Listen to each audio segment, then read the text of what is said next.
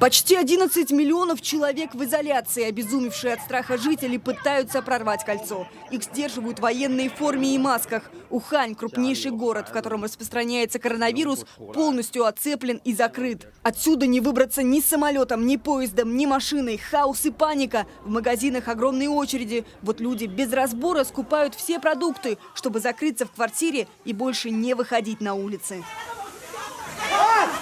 Вслед за Уханью экстренно изолируют еще один мегаполис – Хуанган. Все машины разворачивают обратно. В аптеках пустые прилавки, раскуплены маски. В больницах за право быстрее попасть на прием к врачу – драки.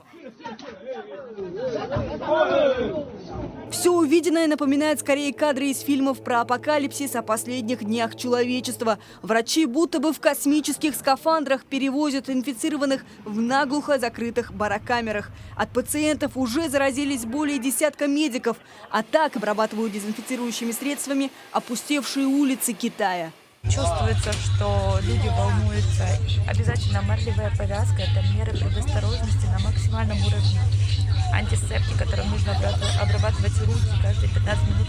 Число заразившихся достигло 600 человек, смертельных случаев 17. География вируса растет каждый день. Южная Корея, Япония, Таиланд, Сингапур. На этих выходных в Азии отмечают лунный Новый год.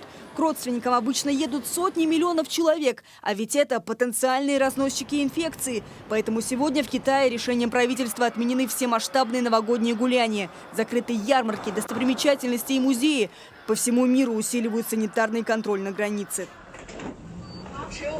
В России принимают все меры, чтобы не впустить вирус в страну. От Владивостока до Москвы. На борту тщательный осмотр. Не привез ли кто-нибудь из пассажиров, кроме сувениров, еще и заразу в виде повышенной температуры?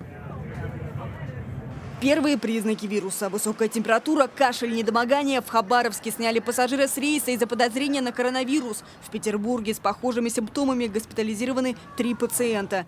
Но ни один случай заражения в нашей стране не подтвердился. Тем временем россияне массово отказываются от путевок в Поднебесную. Паниковать я бы вас не призывал. Сделать эту вакцину нетрудно.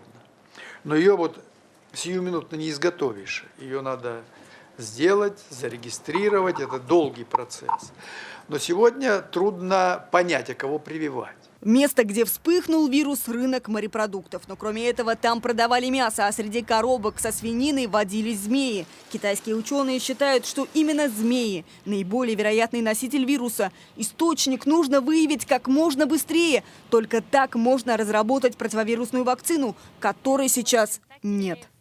Диана Сирази, Марьям Башкирова, телеканал «Звезда».